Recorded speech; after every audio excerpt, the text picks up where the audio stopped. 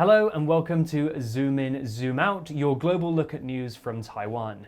I'm Rhys Ayres, and today, bugs. They've garnered a bit of a bad reputation in recent days. So, with reports of bedbugs in France, hornet attacks in northern Taiwan, and mosquitoes spreading dengue in the south, it might seem like all bugs do is, well, bug us. So, it's time to offer a bit of balance for the insect kingdom and shine a light on the important roles they play in ecosystems in Taiwan and beyond. So, to discuss all things that crawl, we've invited Matan Shelomi, who's also in Taipei, to talk about bugs. Matan is an associate professor of entomology at National Taiwan University, and he teaches a course about how bugs can be a source of food. Welcome to the program, Matan. Thank you, Reese. Happy to be here. Great. Well, let's grab a microscope and zoom in on the insect situation in Taiwan. So, what's the deal, Matan? Are we at the beginning of an insect apocalypse? Yeah, unfortunately, the data suggests that insect populations have fallen significantly in the last, I'd say, 50 or so years, especially on the land. Land dwelling insects, the populations have fallen a lot. I think the easiest way for people to think about it is what we call the windshield phenomenon. Maybe you remember, or certainly your parents might remember driving around anywhere as when they were little, you would hit all these bugs. You finished a drive and there'd be bugs splattered on the windshield of your car. That barely happens anymore. People have noticed this phenomenon and realized, yeah, wait, what happened? Why are there no insects crashing into my car? And the answer is the populations have fallen. Taiwan is home to a bunch of very, very interesting insect species. Roughly how many of those are endemic to Taiwan, and can you talk about some of the more interesting examples? For butterflies, there's maybe about 400 or something species of butterfly and moth that we know of in Taiwan. Maybe 50 are endemic, which is huge. That's a very large number of butterflies, endemic or not, for a rather small island. So we've earned the nickname Butterfly Island thanks to this diversity. And outside of butterflies, are there any interesting beetle species or other ones that are local to Taiwan that are worth mentioning? Well, I'm rather partial to stick insects. It's what I did my PhD research on. And there is an endemic stick insect, I believe, only found in Orchid or possibly Green Island. So not only is it limited to Taiwan, but it's limited to one of the little islands on the southeast. Stick insects. I remember when I was hiking around Nehu, I bumped into one. Somehow I noticed it on the ground and I picked it up and I just thought it was the most wonderful creature. They're very adorable. So, what vital roles do bugs play in ecosystems in Taiwan? Well, insects have a lot of different roles. It depends on what insect we're looking at. Of course, you have pollinators, not only bees, and not even honeybees, but you have other species of bee. You have flies, you have butterflies, moths, a few beetles are pollinators, several flies are pollinators. Without these, you do not get the crops that come from them. Chocolate, for example, is pollinated by a very small little fly, which you wouldn't really think twice about, but without it, you don't have much chocolate. Certainly, insects are on the base of the food chain. A lot of larger things will eat them, birds and lizards and geckos and frogs, but they have a really big role in the rivers and lakes as well, where they are a really important food for fish and other little creatures that live in the rivers, young frogs, tadpoles, for example. And certainly waste disposal. If something dies in nature, if a tree falls down, you're going to need something to clean it up. So the insects are eating the corpses, the termites are eating the trees that fall down. They have very big roles to play. And what creative measures are folks in Taiwan taking to protect endangered bug species? I think the coolest example has to be the protection of the crow butterfly. So really unique to Taiwan is the purple crow butterfly, which migrates every year from north to south and back up again. There are only two places in the world where butterflies migrate. Taiwan is one of them. The other is North America, where the monarchs go from the US to Mexico every year. So it's really special that we have this migration at all. It's one of only two places in the world where you can find it. But to go from northern Taiwan all the way to Kaohsiung, Kaohsiung province, where the butterflies spend, I think, the winter to summer, they have to cross a couple of highways, which is not a ideal thing for anything to cross. So what Taiwan has done is they've built these butterfly highways. They built these large fences on the side of the highway that the butterflies will fly over, and that way they avoid the traffic because they don't know what cars are. So rather than go along the highway just over the road and get hit by a car, they have to go up and over, and this keeps the butterflies safe. So that's just a really creative solution to protect a really special creature. So now that we've got a better understanding of what kinds of bugs we might find in Taiwan and the problems they're facing, let's zoom out a little bit. I want to find out more about our relationship with these bugs and how they might even provide us with some of the solutions to some of the world's biggest problems. So how do bugs feature in modern Taiwanese society? What kinds of products, for example, rely on insects to be produced? Well, thankfully, we aren't collecting butterflies and selling them as art anymore. It used to be a very iconic Taiwanese souvenir, would be some sort of art made with butterfly wings. And, very, very pretty, but devastating for the local populations. Silk would be something that we make with insects. The silk moth is an insect. There is a little silk industry in Taiwan, not very big. For other things that we make, certainly honey and pollination is a big industry. Again, honey is nice, but the biggest role of the bees is to pollinate the other crops that we need the fruits of. There are some new ways that we can use insects to make money. The biggest one people are talking about is probably black soldier fly. This is an insect name that's going to be more and more of a household name, I think, as the years go on. But it's an insect capable of eating everything.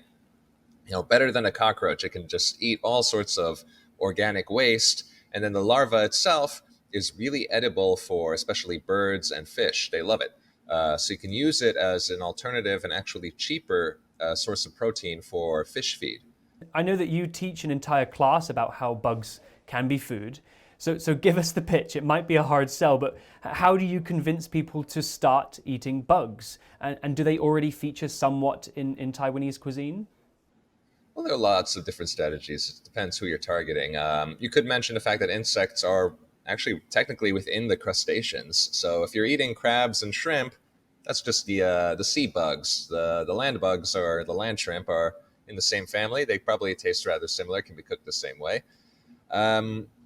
Different people respond to things differently. Some people will never eat insects because they're terrified of them. Others don't like trying new foods. We know some people who, I'm sure you can think of someone who you've met who always eats the same thing. They go to the same restaurant, they just don't like trying new food.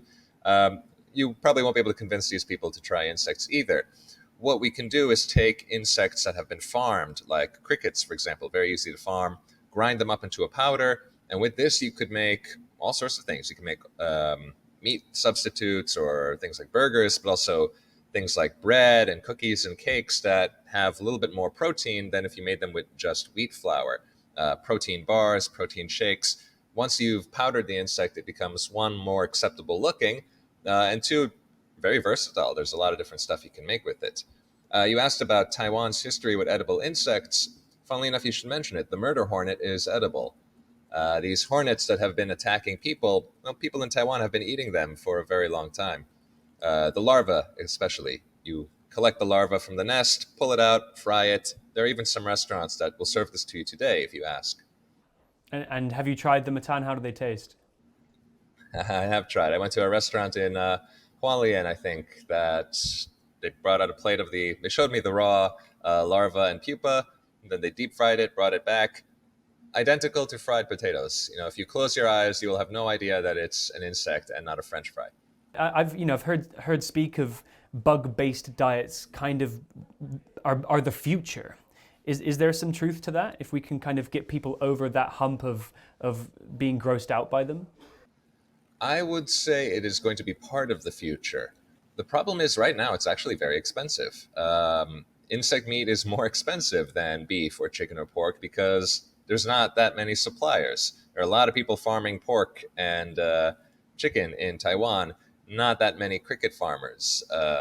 So if you don't have the supply, you're not going to have, if you don't have the supply, the prices are too high, which is going to affect demand. And even if you wanted to eat insects for every meal in Taiwan, where are you going to get them? If they aren't being sold in stores, if they aren't sold in farmers markets, it's going to be a very challenging diet. So for insects to be part of the future, we're going to have to start farming them a lot more.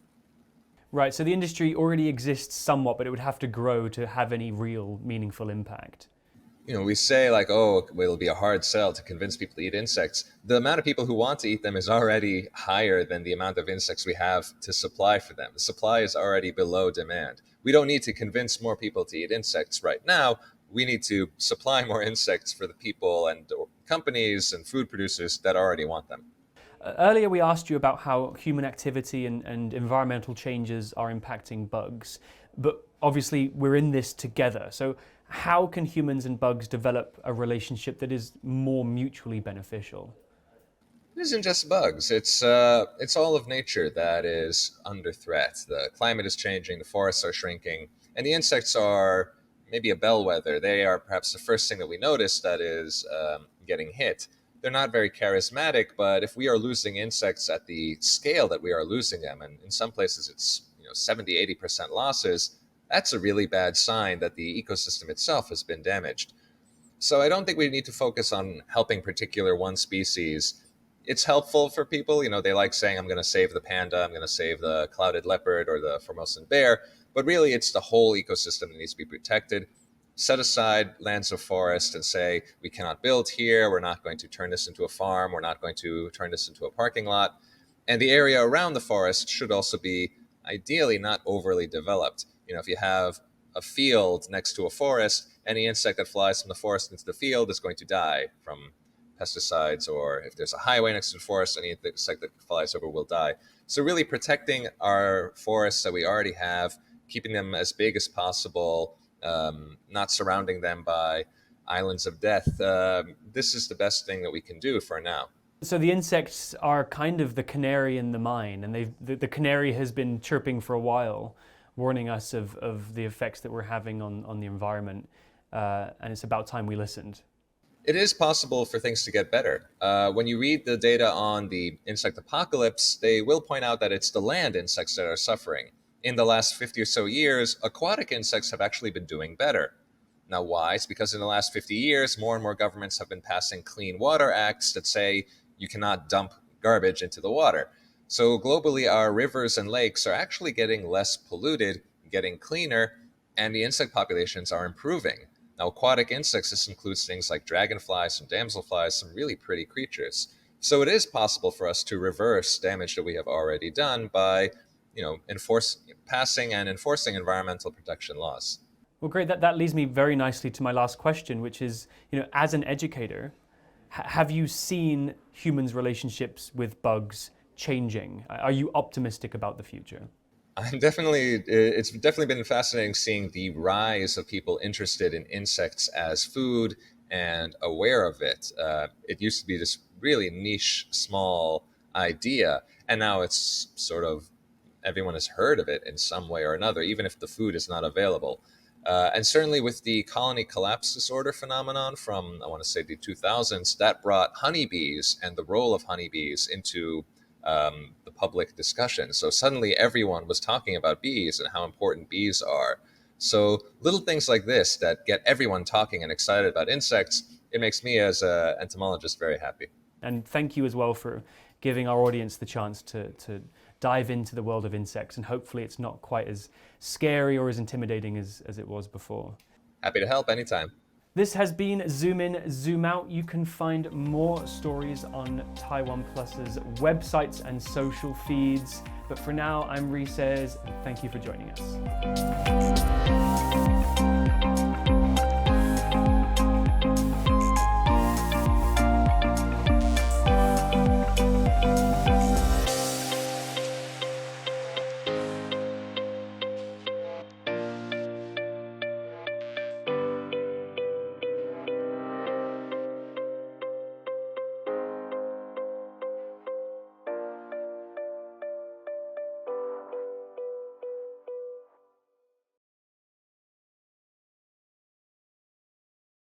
For more stories from Taiwan and around the world, download the TaiwanPlus app.